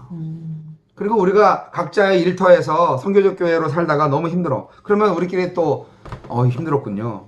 나도 그런 적이 있었는데 하면서 도움을 줄 수도 있잖아요. 그러니까 우리가 공동체로 모이는 거예요. 야, 참 예수로 살기 힘들다 이거. 그래 힘들지? 나도 힘들어. 그러나 하나님께서 이렇게 지혜를 주실 거야. 사명 주실 거야. 우리도 이 벌레만도 못한 죄인 우리 살려주셨고 예수님도 십자가에 달려 죽으시면서 우리를 정말 사랑하셨고 그랬는데 우리가 못할 게 뭐 있어. 우리 안에 예수님이 살아계시잖아? 하면서 서로 격려할 수 있어요. 그리고 다시 함께 합심 기도하면서 하나님으로부터 지혜를 얻을 수 있습니다. 저와 여러분들이, 저는 지금 아니지만 여러분들은 직장에서 사업체에서 사람들을 만날 거예요. 사람들과 불신자들과 만날 겁니다. 만났을 때 어떻게 하면 선교적 교회로서의 접근을 할 수 있을지를 실험을 하라는 얘기는 아니고 시도를 해보시기 바랍니다. 하나님의 마음을 아셔야 돼요. 바울 사도는요, 아직 신앙 공동체 밖에 있는 사람들하고 상호 관계를 맺는 일에 열심을 내라고 분명히 말씀하셨어요. 말씀 봅니다. 고린도전서 5장 9절 10절. 내가 너희에게 쓴 편지에 음행하는 자들을 사귀지 말라 하였거니와 이 말은 이 세상의 음행하는 자들을 도무지 사귀지 말라 하는 것이 아니니 만일 그리하려면 너희가 세상 밖으로 나가야 할 것이라. 이 말은 뭐예요? 음행하는 자들과 사귀지 말라는 말을 했지만 완전히 단절해서 그 사람들을 외인으로 여기는 얘기가 아니라 너가 거기에 오염되지 말라는 얘기지. 그러나 사귀라는 얘기야. 왜냐하면 전도해야 되니까. 그들도 하나님의 백성이거든요. 예, 포텐셜 크리스찬이거든. 아니 그런 사람들은 어떻게 친구를 하지? 모르겠어요. 하나님한테 물어보세요. 방법이 있겠지. 근데 우리가 사람들을 만나다 보면 괜히 마음속에 마음이 가는 친구들이 있어요. 그걸 체험해보면 알아요. 그리고 지금 나한테 너무너무 힘들게 하는 사람이 있어요. 분명히 도전 주시는 거예요. 나한테 하나의 테스트가 되는 거고 나한테 하나의 사명을 주시는 거예요. 그런 거는 저보다는 제 아내가 그 닥터 오피스에서 경험하면서 얼마나 자기를 힘들게 하는 사람들이 어떻게 하나님의 섭리로 인하여서 다 정리가 되는지 많이 간증했어요, 저한테. 그러니까 이제 하나님께서 선교하신다는 것을 아셔야 돼요. 하나님이 선교하신다는 것을 아셔야 돼요. 선교는 하나님의 선교이지 나의 선교가 아니에요. 나의 선교가 있고 하나님이 막 도와주고 뭐 이게 아니고 하나님이 직접 선교하신다는 거예요. 대신에 내가 손발 역할을 하는 거예요. 순간순간 하나님의 뜻대로 하나님의 명령대로 순종만 하면 되는 거예요. 하나님의 말을 잘 알아듣고 순간순간 말을 어떻게 해야 되지? 행동을 어떻게 해야 되지? 그런 거를 순간순간 하나님 어떻게 해야 돼요? 기도하시라고. 자기 감정대로 이끌려서 야이! 이렇게 하지 말고. 자, 선교적, 성육신적 교회는 주변의 지역 공동체와 밀접하게 함께 살고 먹고 일해야 하며 그리스도인과 미그리스도인 간에 강한 연결고리를 만들어야 합니다. 그리스도인 집과 식탁 공동체로 초대해서 깊고 사랑 넘치는 우정 관계를 만들어야 합니다. 이게 목장이죠. 이게 1세기 교회 이야기, 그 이야기입니다. 이것이 사교라는 말이 좀 이상하지만 친밀감, 사귐, 교제, 그렇죠. 펠로우십에 대한 헌신입니다. 우리가 일부러 이걸 만들어야 돼요. 그 요리 잘하는 요리 하나쯤은 좀 갖고 계세요. 그래가지고 그래도 이웃 초청하면 이 음식으로 어필하는 부분이 얼마나 큽니까? 우리 신기호 부장님은 엄청난 능력을 갖고 계신 거예요. 네, 초대해서 아주 맛있는 밥 먹이면 마음이 확 열리지 않습니까? 네. 너무 힘드시다. 자, 우리 다 해라는 얘기지, 그냥. 각자 가정에서 정말 주변에 있는 사람들, 어떤 친구들이 될 때 초대하고, 친구가 되어주는 거죠. 이런 사교에 대한 헌신이 있을 때, 신뢰관계가 형성될 때, 그리스도인들은 가난한 이들과 고통 가운데 있는 이들한테 관심을 주고, 조롱받는 이들을 사랑함으로써 관용과 양선의 행위를 통해서 거룩한 삶의 방식을 보이게 됩니다. 이것이 결국은 거룩함에 대한 헌신입니다. 그렇게 초대해 놓고 맛있는 음식 대접해 놓고 그러면서 이제 뭐 다른 사람이 욕하고 뭐 우리 교회 안 오면 너 뭐 죽음이야 뭐 협박하고 막 그러면 안 보이면서 막 때. 그건 아나님만 못해요. 그냥 뭔가 좀 다르다. 이걸 좀 느끼게 해줘야지. 그리고 그거를 만들 수가 없어요. 일부러 내가 그렇게 삶이 바뀌어 있지 않으면요 불가능합니다. 준비되어 있지 않으면 초대하지 마세요. 네. 참 우리 인간 세상은 거룩하고 이렇게 정말 구별되어 살기가 어렵습니다. 이 복잡하고 산만한 관계 어떻게 해 이거? 하지만 그 가운데서 성육신한 그리스도인의 공동체가 우리의 목표입니다. 그래서 그 공동체가 주변에 있는 친구들 이렇게 하고 또 기도하는 거죠. 그러니까 전도를 잘하는 사람들이 있어요. 근데 자기 은사대로 하는 거예요. 그래서 굳이 뭐 나는 영어를 못하는데 내가 전도의 깊은 사명을 받았습니다. 그래서 나 오늘부터 영어 공부 촥! 암만 해봐도 네이티브 스피커처럼 안 됩니다. 자기가 가장 잘할 수 있는 걸로 선교하시면 되지. 부득불 못하는 걸 하려고 은사를 주신 거를 확인하세요. 은사 확인 검사표 드릴게요 제가.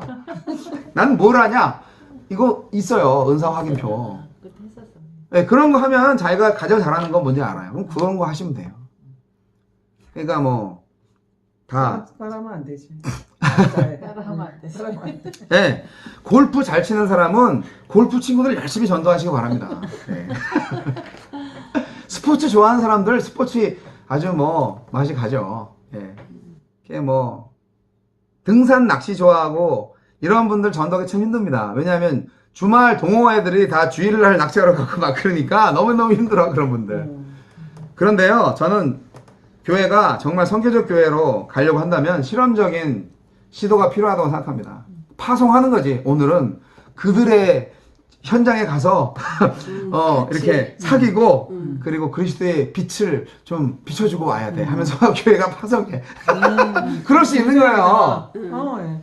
그게 굉장히 그런 어떤 게 깨기가 힘든 것 같아요. 맞아요, 맞아요. 그리고 교회를 안 가면 무슨 죄 짓는 것처럼. 네. 예, 내 몸은 지금 그들과 함께 있는데 네. 죄의식 가운데 있는 거야. 그들하고 선교적 어떤 그런 이렇게 그들에게 어떤 뭐를 이렇게 나누고 예수님을 이렇게 네. 하는 것보다도 아유 지랄 정말 오늘 같은 날 이렇게 되는 거예요. 네. 그리고 혼자 이제 겉으로는 안 그런 척하면서 속으로는 죄의식 가운데 빠져있는 네. 거야. 내가 뭐 하는 거지? 이러면서. 그렇죠. 특히 또 주일 성수 안 하면 좀 이상하게 생각하잖아요. 예. 꺼림칙하고. 예. 여러분 우리가 핍박받고 막 지하교회 산다. 그럴 때 뭐 이렇게 저기 노예 생활 시키면서 중노동하는 포로 생활 한다. 전쟁 포로들 있을 때. 그럼 주일 성수 못하면 뭐 신앙이 떨어지고 지옥 갈 수 있고 그렇게 말한다면 웃기잖아요. 정말 그러니까 이제 너희들도 주일날 그럼요. 일을 하는데 한 사람 내가 좀 다른 사람을 봤어요. 굉장히 기뻐하고 그냥 계속 그냥 걸어 다니면서도 찬양을 하면서 네. 환자들을 돌보면서 찬양을 하면서 네. 이렇게 기뻐하면서 하는데 네. 어떤 사람은 막 그냥 교회 못 가고 막 이런 게 막 네. 전화질을 해가면서 막 그냥 근무 야, 오늘 오늘 누구 왔냐? 오늘 누구 나왔냐? 막 이래가면서 한국 네. 사람들 한 번 그렇게 보는 네. 한국 사람 누가 자기는 나왔냐? 제 아내한테 들은 이야기인데 네. 그 병원의 직원 중에 어떤 분이 자기는 반드시 뭐 금요 기도회인가 뭐 거기를 가야 된대. 네. 그래서 반드시 저는 그날에 휴가를 받아야 됩니다. 또는 뭐 일찍 퇴근해야 됩니다. 뭐 그렇게 이제 막 주장을 하는 거야. 자기는 교회 일을 해야 되기 때문에. 그 누구지? 뭐 있어 하여간. 그 얘기 잠깐 해봐. 직원 두 명이 앞에 리셉션 두 명이 이제 전 뒤에 있는데 얘기를 하는 거예요. 나는 오늘 꼭 일찍 가야 돼. 1시간 일찍. 얘는 이제 나는 오늘 교회에 중요한 행사가 있어서 그것 때문에 나는 꼭 1시간 일찍 가야 돼. 그랬더니 얘가 난 오늘 생일이야. 그래서 가족들이랑 밥을 먹는데 나 1시간 일찍 가고 싶어. 근데 둘 중에 이제 저한테 허락을 받았어. 내가 둘 중에 한 사람은 가는데 너네 둘이 그건 결정해라. 내가 못하니까. 그랬더니 이제 그랬는데 뒤에 얘가 그런 거야. 가위바위보로 결정을 하지. 그래서 그래라 그랬어요. 일단 얘가 하는 말, 나는 하나님의 일을 하러 가는 거니까 내가 이길 거야. 근데 이 친구가 졌어요. 그래서 뒤에 있으면서 이제 생각을 했죠. 너는 하나님의 일이라고 하는데 정말 그걸 하나님이 인정하신 하나님의 일일까는 하나님만 아신다. 그러니까 어떻게 보면 얘한테 또 중요한 날이잖아요. 그렇죠. 어쨌든 그런 일이 있었어요. 그 하나님께서 정말 원하시는 거를 제대로 깨달아야 되는 거예요. 네. 우리가 정말 삶을 산다는 거, 예배를 한다는 거, 선교를 한다는 거가 리셉션 1시간 근무를 잘 하는 건 역시 예배가 될 수 있어요. 자, 끝으로 오늘 선교적 교회는 복음 전도자를 지원하는 교회입니다. 자, 고린도전서 9장 13절 14절. 성전의 일을 하는 이들은 성전에서 나는 것을 먹으며 제단에서 섬기는 이들은 제단과 함께 나누는 것을 너희가 알지 못하느냐. 이와 같이 주께서도 복음 전하는 자들이 복음으로 말미암아 살리라 명하셨느니라. 바울은 고린도 교인들에게 자신이 개인적으로 보상을 바라는 것이 아니며 단지 교회가 일반적으로 복음 전도자의 사역을 재정적으로 지원해야 된다고 말합니다.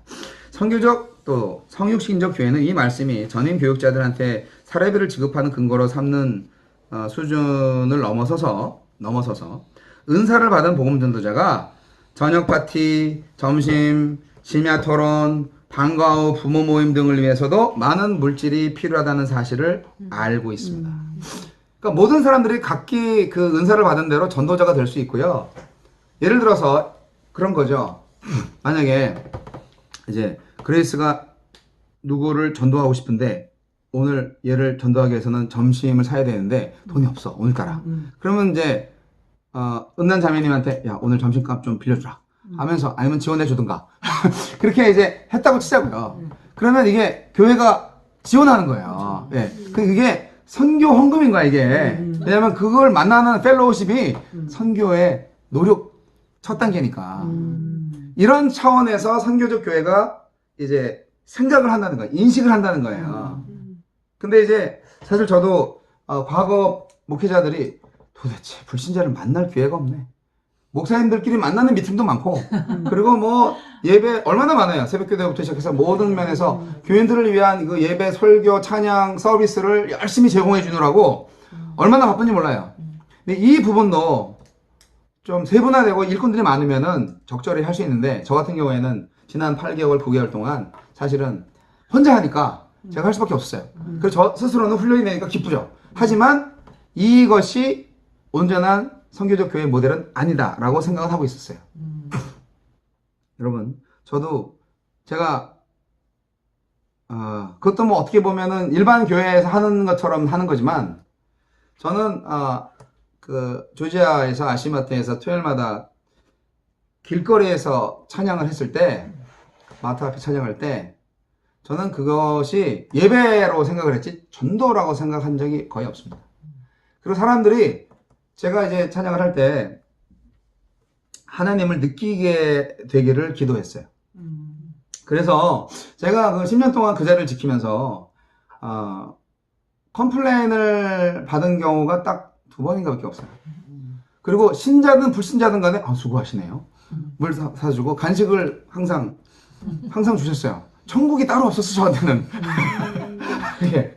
저는 그 시간에 무료한 토요일 오후 적막한 쇼핑몰에 와서 온 사람들한테 저 멀리서 은은하게 들리는 어떤 그런 음악으로 참 따뜻하다. 그리고 참 은혜스럽다. 교인들은 그런 마음을 갖게 해줬다는 거죠. 그리고 옛날에 가지고 있었던 신앙의 어떤 경험들을 자기가 들었고 찬양했던 그 옛날 찬양을 듣게 함으로써 또 옛날 신앙을 다시 돌아보게 하는 그런 일들도 했다는 거죠.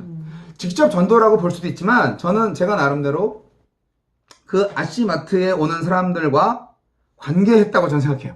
예. 저는 하나님을 찬양했고 그분들과 교감을 했다고 생각해요. 예. 예, 그런 차원에서 볼 때 물론 더 좋은 거는 삶 속에서 해야 되지만 목사로서 뭐 혼자 이렇게 운전하고 또 혼자 뭐 페인팅하고 이게 만날 수 있는 뭐가 없어. 영어도 안 되지. 그래서 이제 직장 생활할 때는 조금 했어요. 근데 직장 다니는 사람들이 다 교인들이야. 거기 무리들이.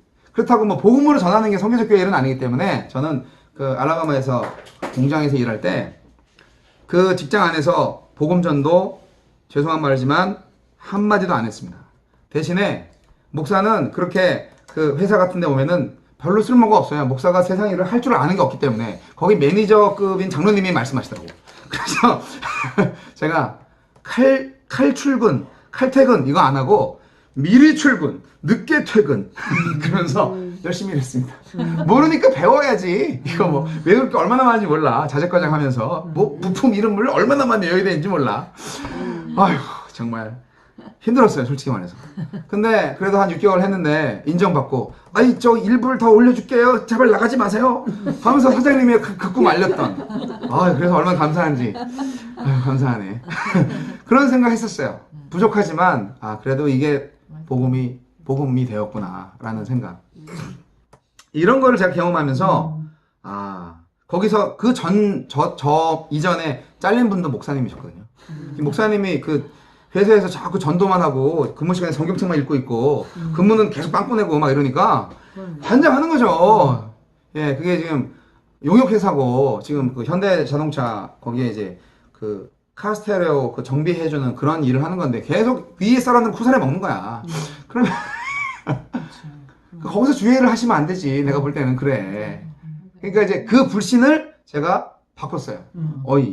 뭐 여튼 목사도 이런 목사가 있네. 뭐 이런 거 없어. 그런 거를 감사했어요, 되게. 사실 저도 전도할 뻔했거든요. 전도해야 되는데 이런 생각을 하면서. 근데 이제 전도 못했어요. 전도할 대상도 없었고 알고 보니 다 교회 다닌대. 예. 자, 그래서 우리 선교적 교회는 그렇게 복음 전도자들을 지원할 수 있는 마인드를 가져야 됩니다. 그런 차원에서 아주 그 플렉시블하게 해야 됩니다. 저는요, 예수님이 가난한 목수였다고 생각하지 않습니다. 왜냐고요? 아까 요한복음 1장 말씀드렸죠. 와 보라 했을 때 예수님이 기거하는 방이 있었어요. 예수님이 기거하는 방은요, 요한복음 1장 보세요. 안드레가 왔을 때 와보라 그랬어요. 하룻밤 재울 수 있는 방이 있었다고요. 거기에 예수님이 혼자 있었던 게 아니에요. 다른 제자들과 같이 있었어요. 그럼 방이 최소한 3개 정도 이상은 되어야 그걸 해줄 수 있는 거예요. 유대인의 집이 얼마나 좁아 터졌는데요. 예수님은요, 가난한 사람 아니에요. 예수님 아기 탄생했을 때 그 동방 박사들이 와서 선물 줬죠. 그 선물이 무슨 기념품 같은 건 줄 아세요? 엄청나게 비싼 거예요. 그렇지가 되네. 그건 몇만 불짜리예요. 그렇지가 되네. 그리고 예수님의 형제가 무려 몇 명인지 아세요? 전체 가족이 13명이 넘었을 거예요. 그 애들이 얼마나 많았는데 그 애들 다 먹여 살렸어요. 목수 아버지가. 내가 볼 때는 그 당시 목수라는 직업은 굉장히 나름대로는 잘 나가는 직업이었을 거라고 생각해요. 그래서 동방 박사가 준 선물만 잘 이렇게 활용해도 그 예수가 어렸을 때 밥 굶고 살지 않았을 거라고 난 생각해. 그러니까 관점에 따라 다른데 가난한 복음 전도자가 덕스러운 건 아니에요. 그렇다고 가난하면서 또 덕을 세우고 그걸 통하여서 영광 돌릴 수 있는 사람들도 있어요. 가난하든 부하든 어떤 모양으로든 하나님께 영광을 돌리는 게 중요한 거예요. 그런데 이제 원리적으로 볼 때, 성경적으로 볼 때 선교적 교회는 그거를 알고 예산을 세운다는 거예요. 네. 그거를 좀 아셨으면 좋겠다는 거예요. 전반적으로 볼 때. 그러니까 서로가 항상 교통하시면서 누구를 좀 해줘야 되는데 내가 도와줄까? 하는 그런 커뮤니케이션이 이루어졌으면 좋겠어요. 다 잘할 수 없어요. 여러분, 복음 전도는 목사만 하지 않습니다. 9페이지 밑페이지에 마지막인데,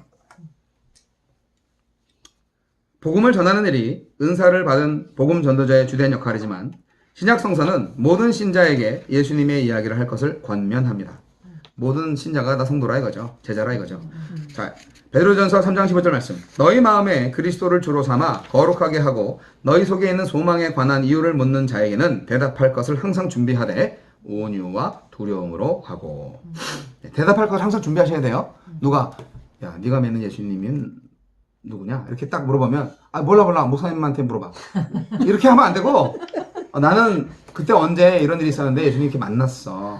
이렇게 간단하게 5분 간증할 수 있을 정도는 돼야지. 그리고 자, 의인에 대하여는 지혜로 행하여 세월을 아끼라. 의인이 아니라 외인에 대해서는 지혜로 행하여 세월을 아끼라. 그러니까 이제 전도할 때 지혜가 필요해요. 너희 말을 항상 은혜 가운데에서 소금으로 맛을 냄과 같이 하라. 그리하면 각 사람에게 마땅히 대답할 것을 알리라. 오타예요. 대답할 것이 아니라 대답할 것을 알리라. 이것은 우리가 전도하거나 이제 이야기를 할 때 무슨 얘기를 해야 되지? 라고 고민하지 말라 이거예요. 네. 근데 은혜 가운데서 소금으로 맛을 냄과 같이 하래요. 저 이 말씀 보면서 많이 반성했어요. 제가 제 아내한테 맨날 혼나는 게 그지 같아. 이런 말을 자꾸 입에 달고 살아요. 제가. 이거 오늘 여기 밥이 되게 그지 같아 이거. 이런 말을 하려는 거죠 이게. 그러면 안 되겠구나. 그래서 제가 어떤 누구한테 표현을 할 때 그지 같은 성도들이 많아야 이런 말을 했을 수도 있어요. 예, 그랬을 때 그 말에 상처받고 목사님 같지 않네요. 목사 같지 않네요. 그래 실망할 수 있는 경우도 있을 수 있어요. 제가 잘못한 거죠. 네. 저도 반성하고요. 여하튼 지혜롭게, 아름답게. 마지막 문장입니다. 우리는 거룩한 삶을 살고 미그리스도인 친구들을 위해 기도하고 정기적으로 사귀면서 우정을 쌓고 그들을 복음 전도자 친구들에게 소개함으로써 하나님이 사람들에게 믿음이라는 선물을 주시는 그분만의 일을 하실 수 있는 옥토를 만들어 드릴 수 있습니다. 이것이 전도에 대한 성육신적 접근입니다. 방법에 대해서 조금 감이 오세요? 되게 질문이 많이 오셔야 정상인데. 질문 하나만 받겠습니다. 그러니까 이제 우리가 살면서 어떤 기존의 그 어떤 틀이 있잖아요. 그냥 그리스도인들은 꼭 주의를 지켜야 되고, 네. 그러니까 저 같은 경우는 주의를 못 지키면 막 그게 엄청난 스트레스, 스트레스고 죄책감. 근데 밥은 굉장히 틀린 거예요. 네. 어디를 이제 가더라도 그러면 우리가 여기에서 예수님을 많이 생각을 하게끔 여기에 왔지만 우리 나름대로의 우리가 예수님과 더 가까워질 수도 있고 그러니까 저는 그게 아니야 막 못 받아들이는 거야 막 그냥 미리 어떤 딱 그 성경 분명히 이렇게 해서 우리는 죄를 짓고 있어 지금 속으로 우리는 죄를 지었어 예배를 못 왔기 때문에 그러니까 이제 그것 때문에 하나님과 나의 단절이 되어버리는 거예요 오히려 네. 그리고 딴 사람한테도 그게 보여지는 거예요 그렇죠. 나는 베키 너는 지금 죄의식 가운데 있다는 거야 분명히 그래서 은혜스럽지 못하다는 거예요 네. 근데 밥은 막 그냥 그것 자체도 너무 감사하고 그 자체에 네. 또 여기에 주신 하나님의 뜻이 있을지 모르고 우리가 또 좋은 시간을 가졌으니까 뭐 딱 죄의식이 없다는 거예요. 네. 어떻게 저런 사람하고 내가 결혼했을까? 그러니까 더 막 이제 미워하게 되는 거예요. 더 단정을 짓고 그리고 하루 동안 말을 안 해. 좀 심각하셨네. 그런 경우가 있었어요. 지금 안 그러시죠? 예, 지금은 이제 조금 나아졌어요? 예, 나아졌어요. 그래도 어떤 큰 백희님이 나아진 게 아니라 밥이 나아졌어요? 아니 내가 오케이. 조금 나아졌어요. 네. 네. 밥은 거기에 근본적으로 하나님의 능력을 제한할 수가 없고 네. 하나님의 사랑과 여러 가지 네. 그러니까 이 성교적 이게 견해가 있어요. 그래서 오케이. 시간과 정을 초월해서 네. 우리가 이런 사람에게 좋은 이런 시간을 투자했기 때문에 그 사람들에게 어떤 복음적인 뭔가를 영향력을 줬을 거다. 네. 이렇게 우리가 뭐 겉으로 말로 뭐 Thank you Jesus, Thank you Jesus는 안 했지만 그렇게 했을 거다. 네. 이렇게 얘기를 하는데 나는 아닌 것이야. 우리가 본을 보였어야 되는데 이게 본도 안 되고 뭐 이렇게 스스로 밥이 오히려 훨씬 더 성교적 교회에 접근을 많이 했네요. 예, 그게 된 것 같아요. 이 성교적 교회 하려면 우리가 사실은 진짜 신앙이 좋아야 됩니다. 주일을 막 2주, 3주 빠져도 절대로 신앙이 흔들리지 않아야 돼요. 네. 우리가 막 뭐 술 먹고 뭐 담배 피고 막 이런 사람들 사이에 가서도 굳건하게 그러나 스마일 하면서 그들을 사랑하면서 구별되어 있으면서 그들의 친구가 되어줄 수 있는 용사가 되어야 돼요. 프로페셔널이 되어야 돼요.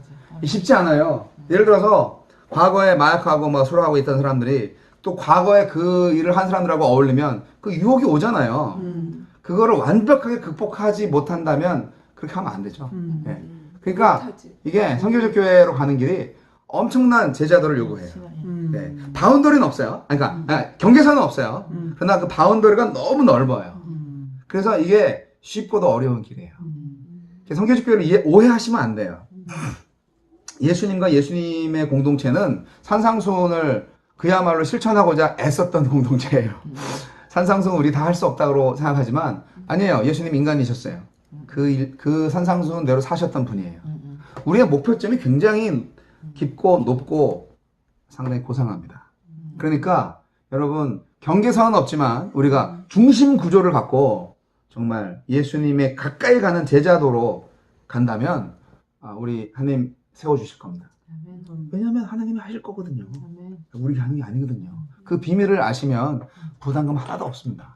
준비되면 하나님 시키실 거예요. 걱정하지 마세요. 네, 네. 그때가 빨리 오기를 바라고요.